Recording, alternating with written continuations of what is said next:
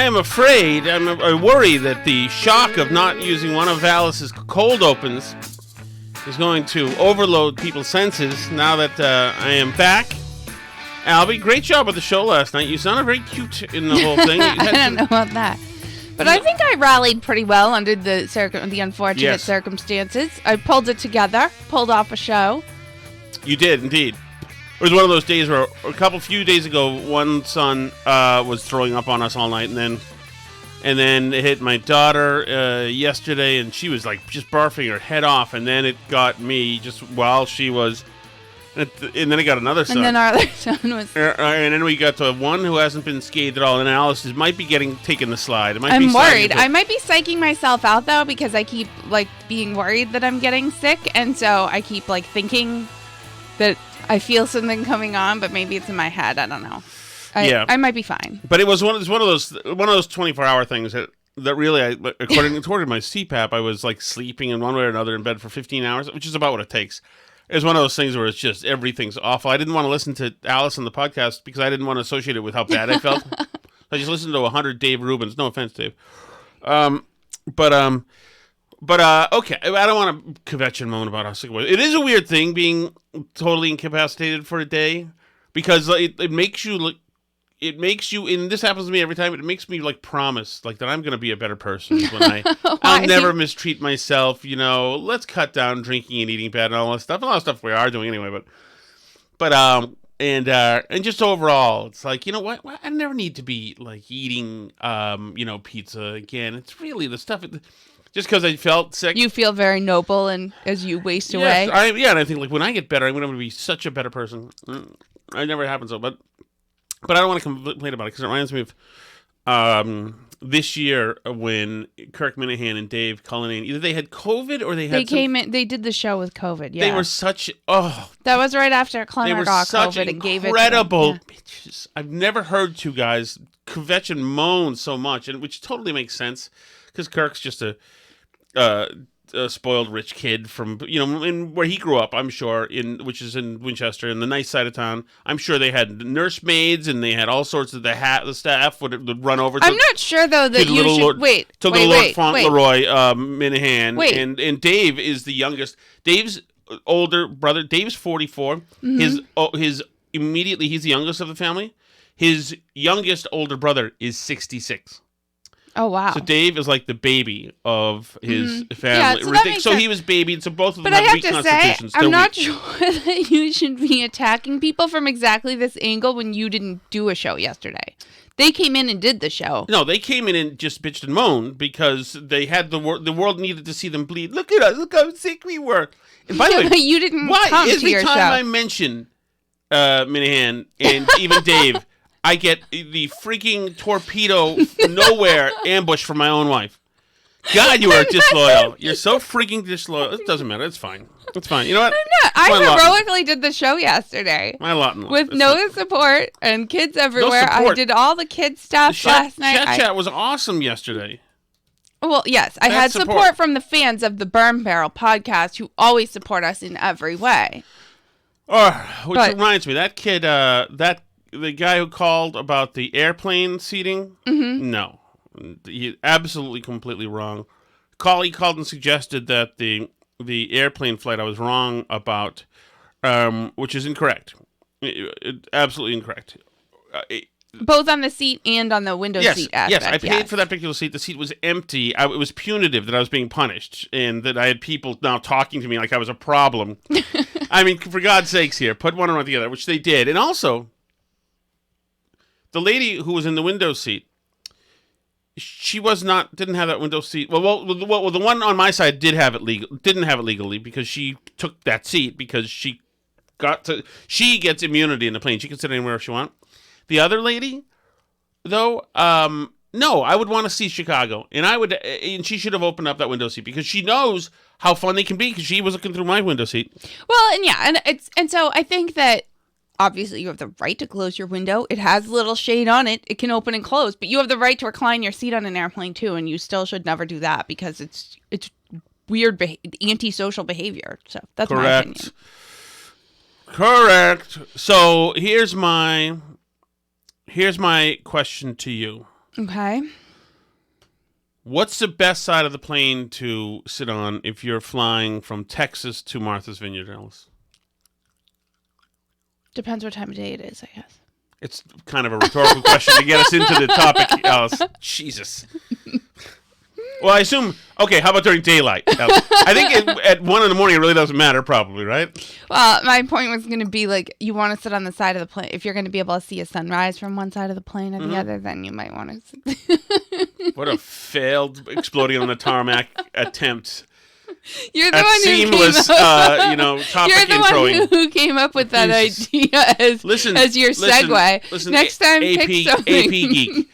Every question that's science-y doesn't necessarily need to be answered with careful analytical dissection, okay?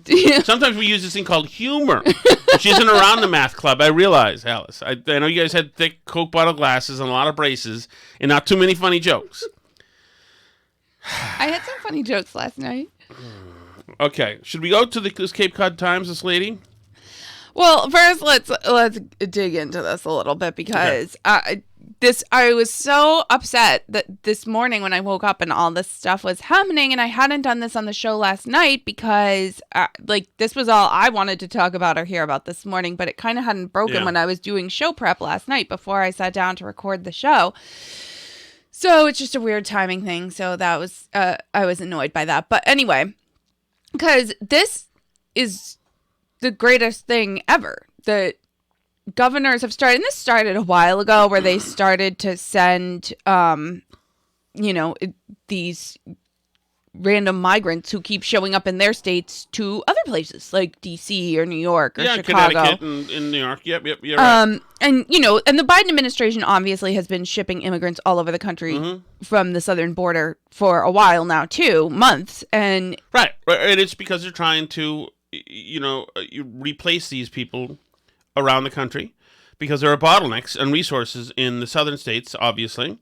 And they don't want horrific photo ops, amongst other things, which is why these planes arrive at 2 a.m.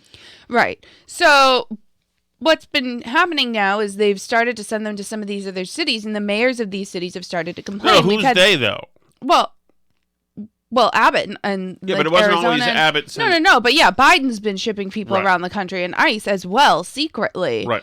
And spreading them out. But in particular now, Arizona, Texas, Florida have started sending illegal immigrants to some of these more vocal cities like DC and New York and Chicago. And yesterday, some combination of DeSantis and Abbott, I'm not entirely still clear on exactly whose plane of migrants it was, sent them to Martha's Vineyard. About 50 people. So this, obviously, the left freaked out. They're using them as pawns. These poor people, they're human beings. If I see the words, they're human beings one more time, if I see the word, you're supposed to be Christian, from people who absolutely are not Christian and don't give a bleep what Jesus said about any topic whatsoever. If I keep seeing that from people, I'm going to blow my stack because it's just insane hypocritical behavior. But the reason why it's so egregious how the left is acting about this is they've been perfectly happy to let migrants be in exactly those circumstances and far, far worse for years. Now, we're going to have, 2 million people enter the country illegally this year? 2 million, and 50 of them show up on Martha's Vineyard, and it's a humanitarian crisis and terrible and a crime against humanity and should be illegal and terrible. First of all, there's aspects of this that I think everybody needs to take a breath and find out what happened before you have a bunch of takes about it. For example, like I say, I'm not 100% sure whose thing this was, Abbott's or DeSantis's, because I've seen both people claiming credit for it. And also, I am not 100% clear on whether or not the migrants wanted to go to Martha's Vineyard in particular, but and to what degree they were told where they were going and whatever. But I mean, were the coyotes who were bringing them to the border telling them where they were going or what? the whole situation that the Biden administration has put these migrants in from start to finish is a humanitarian crisis in and of itself. The problem is the left only cares that it's a humanitarian crisis when it shows up on their doorstep. They're perfectly fine with thousands or tens of thousands of people showing up daily in some of these border towns. I mean, I think I heard the average is like 8,000 people a day. And you're upset that 50 of them are in Martha's Vineyard. So they're saying, we don't have resources. We don't have this. We don't have that. The border towns have built up of resources and they have an infrastructure designed to deal with this. Yeah, that's the point, is they're telling you that that's not freaking fair. And they've been saying it for decades now, that it's not fair that their town has to have a whole industry built to deal with the fact that they have thousands of new people showing up in their town with nothing every single day. And Martha's Vineyard gets to continue to vote for that as a matter of policy year after year after year after year and never have to deal with the consequences of that. Never. So, yes, is it a political move? Is it making a political point to send them to Martha's Vineyard? Yes, but by all accounts, the people in Martha's Vineyard are very, very convinced that they're going to deal with it in a really lovely and humanitarian and kind and giving way. So, but I do love how, and also when you say is it political, yes, it is. But also not having a wall built is political, and not in kowtowing to special interests is political. Not having border security is political, of course. So, like the Democrats have always been political with this, of course. They just don't like it in this way because they look horrific in this way. It looks absolutely horrific. It puts them in a bad light. It's kind of like the optics of the Jon Stewart thing with the first responders from 9/11. You know, you're supposed to be all for cops, or this is the Iraq burn pits. You know, the optics make it look like, wait a second, you brag about this constituency all the time and tell us how dear they are to your heart. Well, here they are, and you're blowing them off. Well, right. Or, I mean, like, was it political when AOC went and cried outside a detention center? In the parking lot? Yeah. I mean, like, was that political? Or was that, you know, her actually, like, seriously really caring for all these human beings who are here? You know what the great thing is that there's a lot of these people simply are willing to crop up new arguments against this because they just don't want it to be. They just don't want the immigrants to be where it is, or they don't want to say this get a win. This woman named Ellen on Facebook says, sounds inhumane to send people looking for a better life to a place where the climate will be drastically different than they are used to or prepared for in a couple of months. There will be few, if any, jobs as they are dependent on summer tourist season, less available housing. So a lot of these people are coming up from Chile. It's like they've traversed right past the equator, way up, you know, into the United States, and are preparing, a lot of them, to be dropped off any place around the United States. The weather. They were tricked We want to be somewhere good weather-wise. That's what we're looking for. Yeah, I'm sure they really object to being on Martha's Vineyard. It seems like a terrible place to be. But that's that's how they're all reacting. So here's one, and this is from the Islanders Talk Facebook group. Mm-hmm. Here it's, I was at St. Andrew's Church helping to feed these people. They were told they were going to Boston, where housing and jobs were waiting for them. In other words, they were lied to. There were men, women, and children. They hadn't eaten anything since 6 a.m. What kind of a depraved individual loads up 50 people onto a plane and dumps them in a strange place without even notifying anyone that they're coming? Oh, I'm sorry. Was somebody notified that they were coming to the U.S.? Did they fill out any of the paperwork for that? Did anyone have time to do that? I mean, these are leaders. These are Christians. I'll tell you what this is. It's a disgusting political stunt at the expense of human beings just wanting to work and provide for their family. Are they under the impression that DeSantis went to Central America and, like, rounded up these people and forced them into a plane? Because they were trying to come here. I don't see how they're not thrilled in Martha's Vineyard, where you would think the least fortunate people have the biggest opportunity to benefit from the aura of the most elite, most educated, most upper class, most enlightened, most benevolent people in the world. It seems to be they're moving in with the best people in the world. It sure seems like it. Listen to this. But you know what? On this island, we treated them with dignity. We fed them. We gave them medical attention, and we will give them a warm and a safe place to sleep. Tomorrow, we will give them breakfast and help them to figure out what's next. Because on Martha's Vineyard, we won't turn our backs on people in need who are being abused by extremist Republican governors for some cheap soundbite on Fox News. We'll give them breakfast and help them to figure out what's next. Okay. What's next is going to be lunch. Right. And then dinner. Right. And repeat. And then going back to sleep in the warm and safe place to sleep. So, and then there's going to be 50 more the next day and 50 more the day after that. Sir, your family, what's next? You know what? This is fine. This can be next. This works for us. Thank you to all the volunteers who were there. It restores my faith in humanity that we came together to help people in need. Sounds perfect. Let's send more. There's a lot more where that came from. If that restores your faith in humanity, wait until you see who's coming next. They have a lot more people where those people came from. They can send you a lot more. If you feel really good about the work that you did today, they can... Governor DeSantis and Governor Abbott can help out with that. I get this creeping feeling that... no, it's not even this feeling, but I feel the pressure campaign that is to trying to shame you, saying you're playing games with the lives of people. And even some conservatives say it, like it's kind of an ugly play. But I get so much more utter joy from this than anything else. I do. It's not like we're going to hurt these people. I have nothing against any of these people. Nothing bad happened to the people. If something bad happened to the migrants, if Governor DeSantis and Governor Abbott put them in concentration camps, like, I would be against that, obviously, and that wouldn't be funny. I want to be clear. But nothing bad happened to them. They were sent to a state where they're being welcomed warmly. People want them. People want to feed them and help them. And it sounds like we should send a lot more migrants that way, because it sounds like Martha's Vineyard is doing a great job helping them out. You know what else has a lot of housing, a lot of resources? A lot of these big colleges in the Northeast. Yeah, I would say so. So Harvard's got a lot of assets. Yale, BU. Mm-hmm. My goodness, I'm all for it.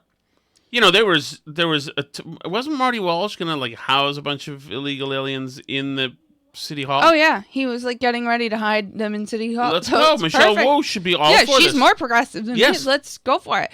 So yeah, but some people don't seem to be fully 100% on board, as you'll notice as we play the person in charge of housing homeless shelters on Martha's Vineyard. And I hate to be one of those people that thinks that way with broad brushes, Alice, you know that.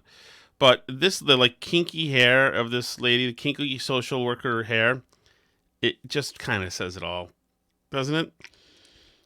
Yeah, she's exactly what you would expect to see being in charge of homeless shelters on Martha's Vineyard, I would say. So, what are the most difficult challenges right now? The difficult challenges are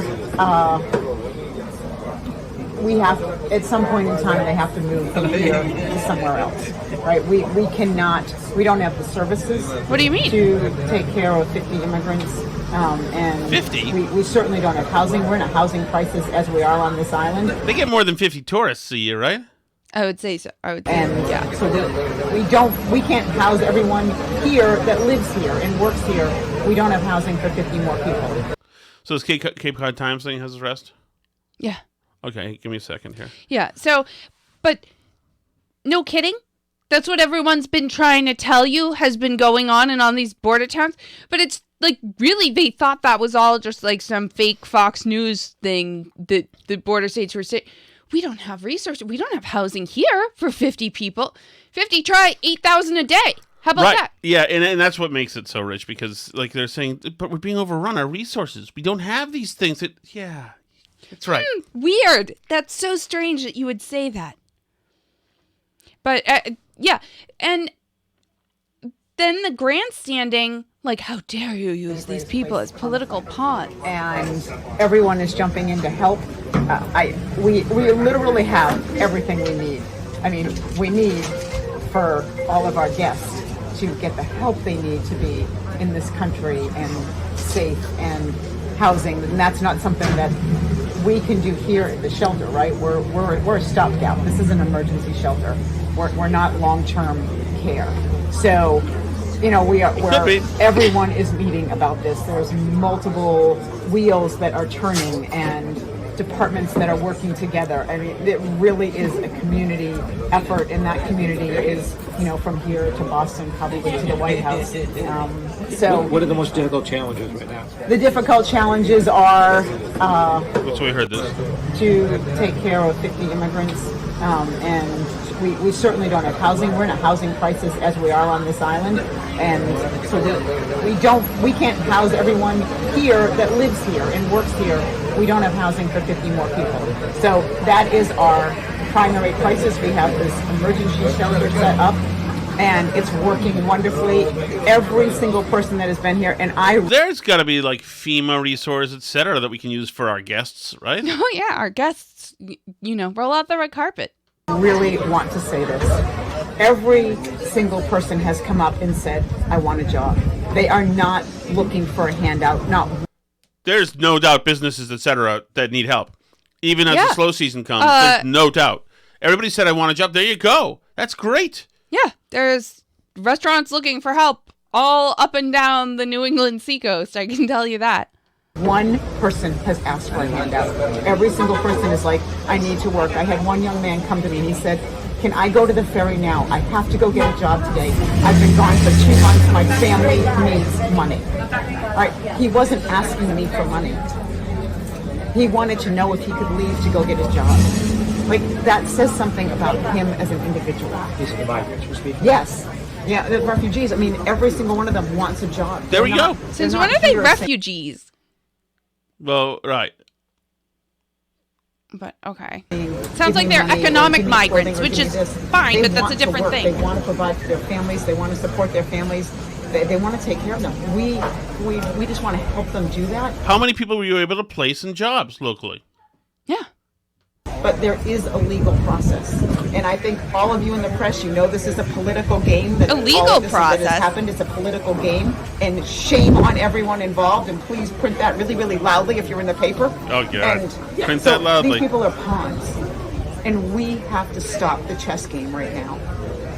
And if you guys can help do it, please do it. Because they're human beings, just like you, just like your spouses, and just like your kids. And they don't deserve to be treated as they're being treated. I agree. By what process does she believe they arrived in Martha's Vineyard? Exactly. And pretend that it's your child. You hear this? I know this is a story, but you can make it more personal and pretend it's your child. I'll tell you one thing. I would, if I was a reporter, I would be thinking, F you, lady. I'm going to rock you with this one. And they need care. And they need our help. Well, so help them. I'm asking you to use your power as the press to help them.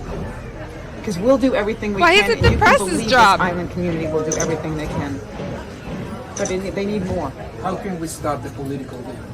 Oh, wow. I wish I had the answer to that question. Everyone get out and vote. That's the first thing I want every single person in this country to do is vote. Because your vote matters. And you have a voice. Use it. That's one thing you can do. Well, you've got an entire Democratic delegation in Massachusetts. You've got a House and Senate that's Democratic and a president that's Democratic. You have to go out and vote to make sure that these people stay in Texas and Arizona and Florida where they belong, not here on Martha's Vineyard. And really, don't vote for DeSantis. And yes, I said that. So. Can I have your name and last name? Don't vote for DeSantis. Oh, everyone, we're blocking the food for our guests, so can we move on? Blocking the food for our guests. You know what? It seems to me she's a good advocate for these people. They should stay right there. As a matter of fact, I'm looking around here. Martha's Vineyard, Alice. Mm-hmm. I may become a refugee. Seasonal Ranger Gatehouse attendant, Martha's Vineyard. Vineyard Haven, Martha's Vineyard. Mm-hmm. Farm crew member, Martha's Vineyard. Chillmark. Patient services coordinator, Oak Bluffs. Animal shelter of Martha's Vineyard, looking for all sorts of, that's in Edgartown. Bellman, driver, full-time seasonal in Edgartown. Vineyard pastry chef, Edgartown. Full-time key holder, I don't think that could be too tough. That's in Oak Bluffs.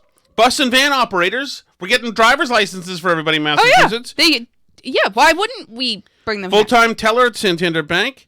Hot stick line worker, if it's butter, sounds good. It's Eversource. Seasonal hotel staff in Edgartown. Line cook in Edgartown. Winnetou Oceanside Restaurant. Vineyard Care. Let's see. Seasonal Down Island maintenance ranger. Part-time evening front desk agent. Edgartown sitter needed for 9-year-old girl. There you go.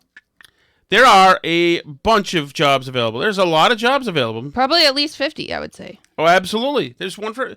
What's the problem? Yeah. We have plenty of resources. What is the problem? Why are they wanting...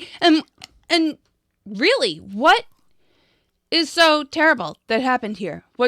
Don't vote This for is so DeSantis, cruel. she says. This is so What a cruel. psycho. They're being used as pawns.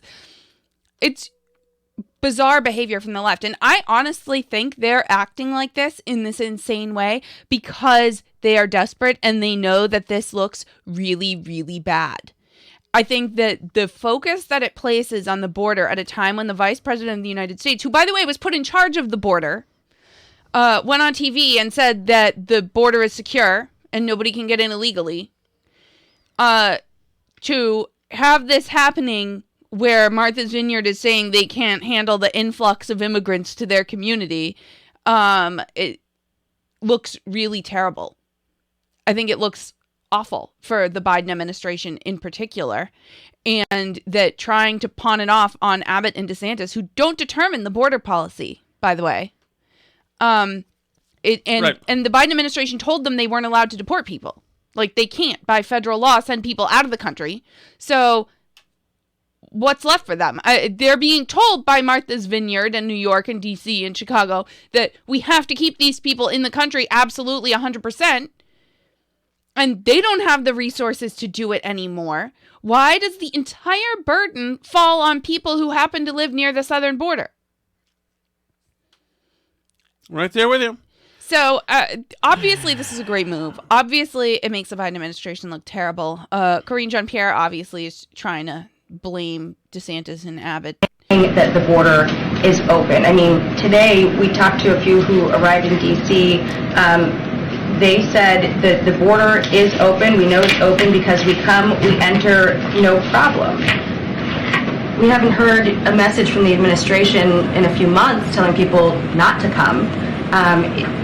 We've heard you guys talking about trying to make it a more orderly process, but you're not telling people not to come. So the Department of Homeland Security, Secretary Mayorkas has been very clear. He was on TV recently talking about this, talking about the work that they do. And so I will leave it to the Department of Homeland Security to speak to that specifically. You have a message. Hang on. They deserve better than being left on the streets of D.C. or being left in Martha's Vineyard. They deserve a lot better than that. They deserve better. God, that's beautiful. The funny thing is so that nobody expects you practically to any of these rich people to actually take them all in. But if he meant anything that he said he meant, Obama could take them all in easily and not even notice him being there. Oh, yeah. At least this He first could. 50, but he could totally take them all in personally. That wink, wink in our. How much do you want to bet he's going to do a photo op with the illegal immigrants at Martha's Vineyard? Definitely. But in our, this elitist reality, the truth is they're like, obviously we're not going to take them in. No, they would never. Don't be absurd. Yeah, they could all stay at his house while they look for jobs and whatever else and get on their feet.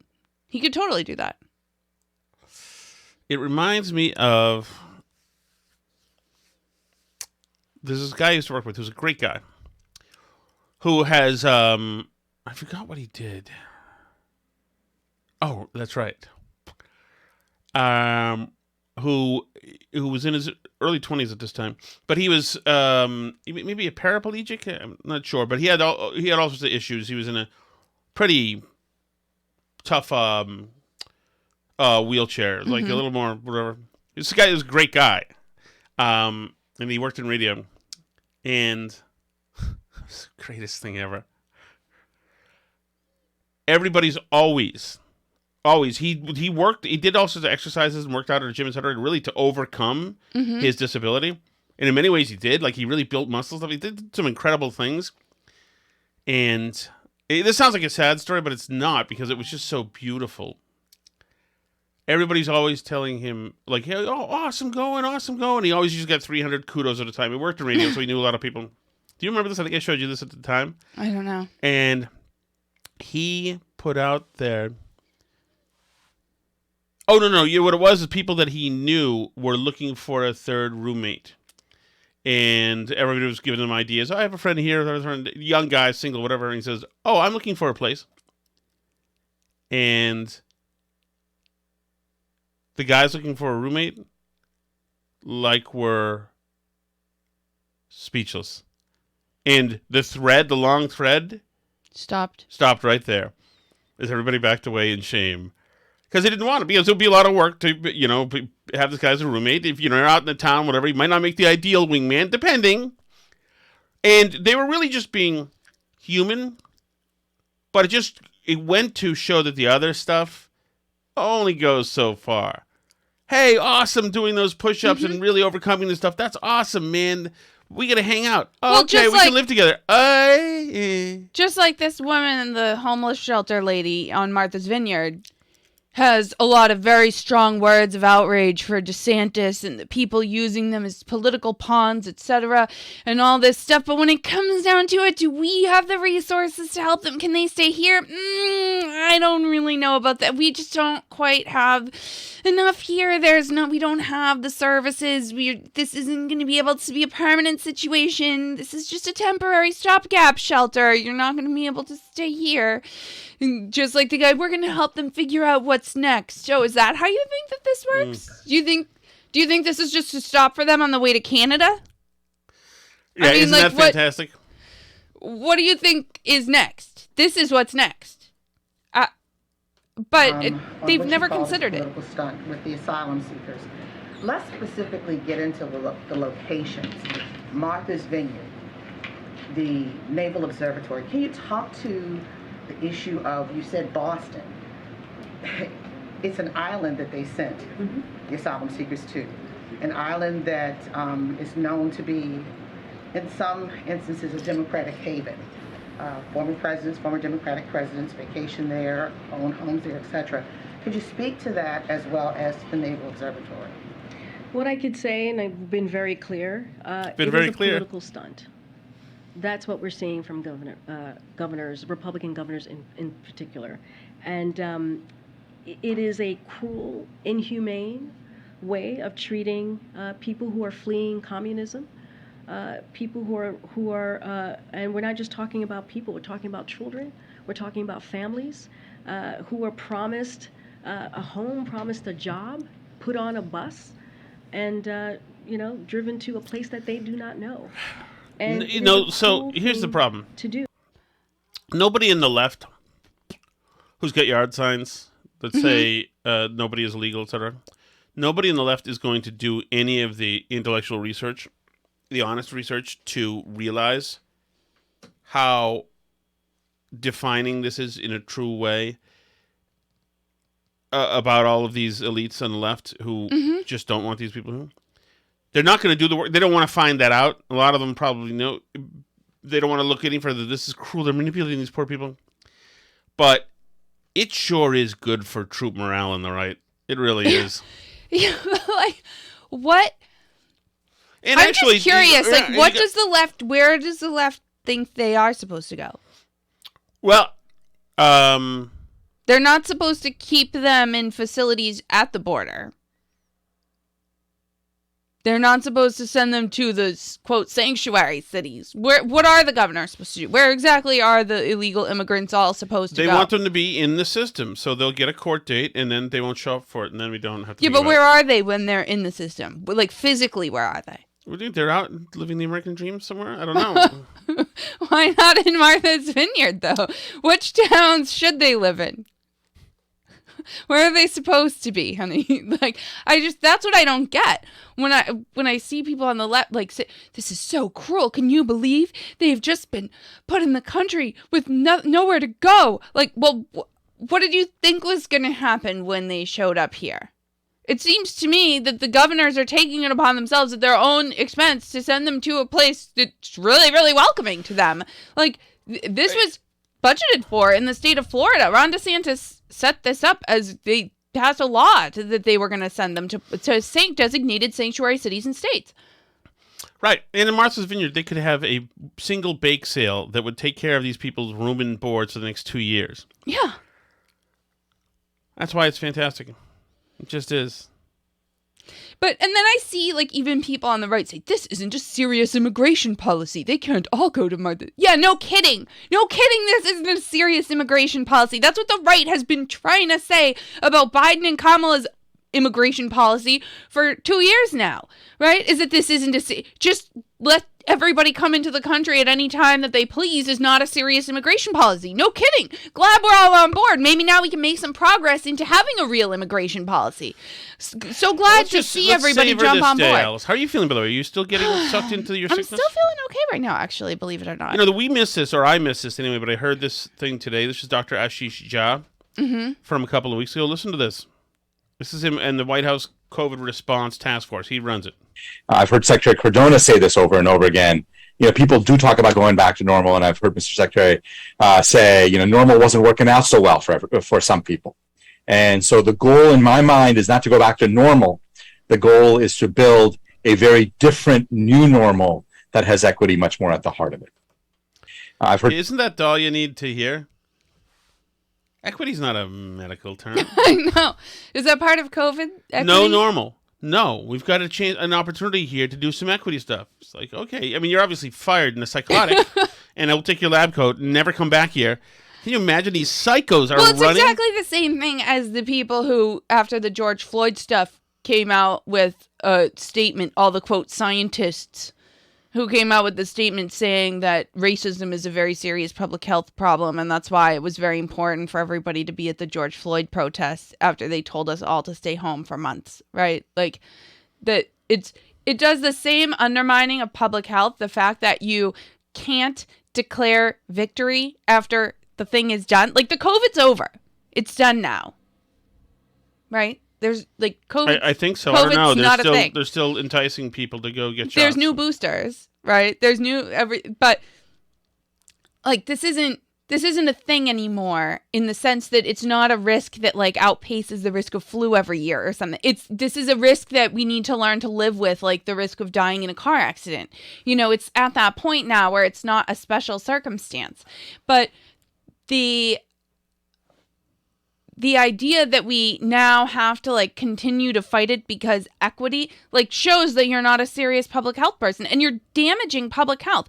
People aren't going to listen to you next time. I mean, I think it's already too late for this. They already took it too far. But it's like if you're going to start talking equity and climate change and this and that and the other thing and how racism is a public health crisis and guns are a public health crisis, nobody's going to take you seriously when there is a pandemic again, because there will be, because pandemics happen, because we live on planet Earth and sometimes stuff happens like that, right? And so it's actually important that we have some kind of public health response sometimes. And like, we're never going to have that again in this country because they've squandered any credibility that ever existed in the field of public health. Totally. Which is sad. It's unfortunate that... But that's what this like wokeness does to everything. It infiltrates every institution and it just turns it into a shell and a shadow that isn't really focused on the mission that it's supposed to be focused on anymore. You know, the public health organizations can't do public health because they're too focused on equity. So, and it does this to every industry it gets into. Dateline maternity wards. Mm-hmm. Nurse reveals secret words they use for baby when the baby is ugly. Believe it or not, sometimes a stork needs to drop off a homely baby. However, no matter what person is, and I know nurses, I know they pull this stuff all the time. They also look at men's penises when they're under, and to look at the size and compare, which is why I don't go to the doctor. However, no matter if a mood too bad, a nurse on TikTok has divulged the ugly truth. She claims to have underwent an actual training on what to say to parents if their new arrival is not camera ready. Seattle-based healthcare worker Mika Rowe posted, "What to do if the baby's ugly? My preceptor in labor and delivery in nursing school actually taught me what to say," she revealed. "If the baby is cute, you can just tell them the baby's cute. And the flip side of the baby is ugly, you just tell the parent they look just like them," she said with a laugh. And so there you go. I believe it. So there you know. Although our first... Okay. Maybe we should avoid naming specific names, but having had several babies, some of them immediately when they're born look like perfect little angels, and some of them take a little while to Yeah. to fully, Yeah. whatever. I don't know. Yeah. I'll divulge the names for you if you want to. Ready for the chat? Well, I have one more thing that I was sort please. of gearing towards when you interrupted me about nurses, because I was Sorry. talking about how like wokeness kills all these organizations, and how this company Twilio. Did you see this story? Mm-mm. So it's some tech company. I don't even really know what they do. The future of communications. I don't know what that means. But anyway, the company Twilio, their CEO came out with a message that says that they've made the extremely difficult decision to restructure. They're having to reduce their workforce by 11%. I'm not going to sugarcoat things. A layoff is the last thing we want to do, but I believe it's wise and necessary, etc., etc. But what they want you to really know is that how they decided which roles will be impacted. How do you think they decided who to fire? Well, what's the stupidest possible thing they could do? As you know, we are committed to becoming an anti-racist, anti-oppression company. Layoffs like this can have a more pronounced impact on marginalized communities. So we were particularly focused on ensuring our layoffs, while a business necessity today, were carried out through an anti-racist, anti-oppression lens. So my recommendation would be, if you are a white man who was laid off by Twilio this week, of which I would imagine there are several, since they laid off 11% of their workforce, I would hire a lawyer and sue them for firing you on the basis of race, because the CEO basically just said that's what they were doing. So, I mean, I don't know what other proof that you need, and I don't know how a company can expect to operate efficiently when they're busy firing people for not being the right color. Correct. It seems like not a great way to run your company in 2022, but, you know, they'll be changing the world, I guess. That's anyway. great. Now we can go to the chat. Sorry Thank you very about much. that. That's okay. It's okay. Let's see. You ready? I'm ready. All right. The stuff that's fun to do in Vegas, Tom and Alice, is I went and seen impressionist Rich Little. He's still good, even though he's like he's 104. Almost 90. Yeah. And let's see, who else was good? Penn and Teller, great show. Then there's Tom might like this one, Fantasy at the Luxor. Who's that? That's a great show. And UNLV basketball. It's a great show. Jesus. Oh man, maybe Fantasy at the Luxor. Rich Little. Jesus, that scares me. Hi, Steve from Merrimack. Hey, Steve. Hi, Next Steve. time Alice hosts solo, can we have like a parental warning on the post? Jesus, what a downer. I needed an anxiolytic by the time it was over. Wow. Anyway, also, I heard your daughter came home from school, started throwing up. Was it the Pentucket curriculum?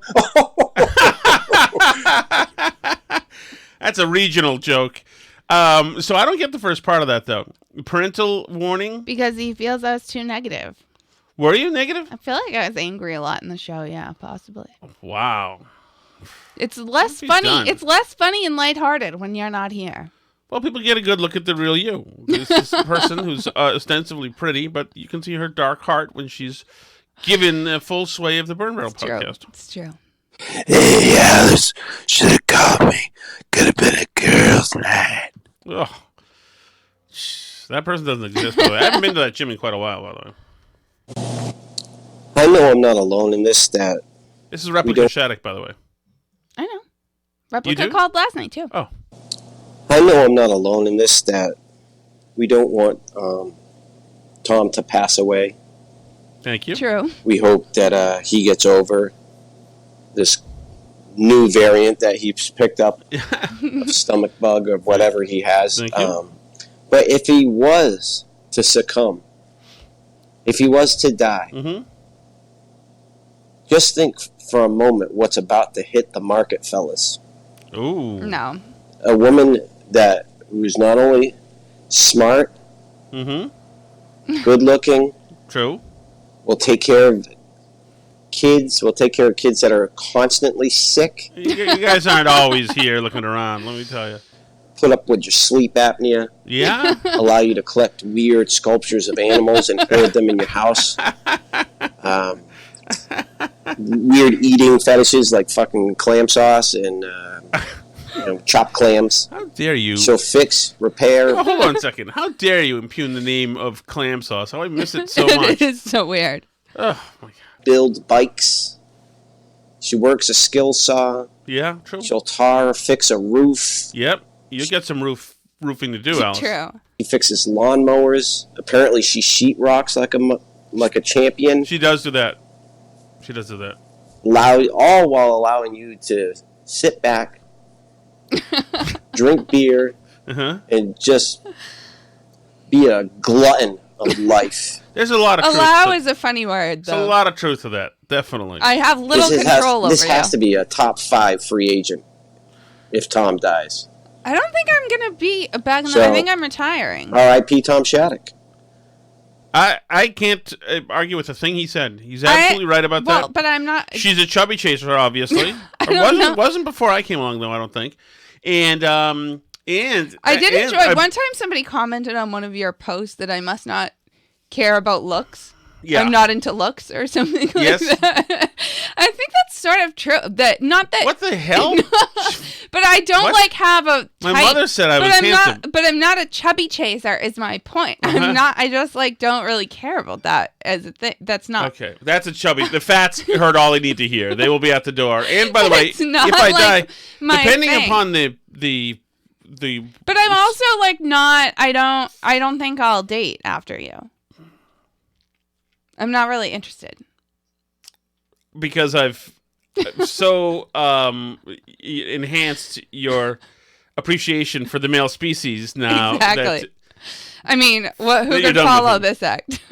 Well, also, we should say, Alice, that if I do die, depending upon the circumstances, you get $500,000, right? Yeah. That's awesome. Yeah, while you're working at your current company anyway. That you get it from my company?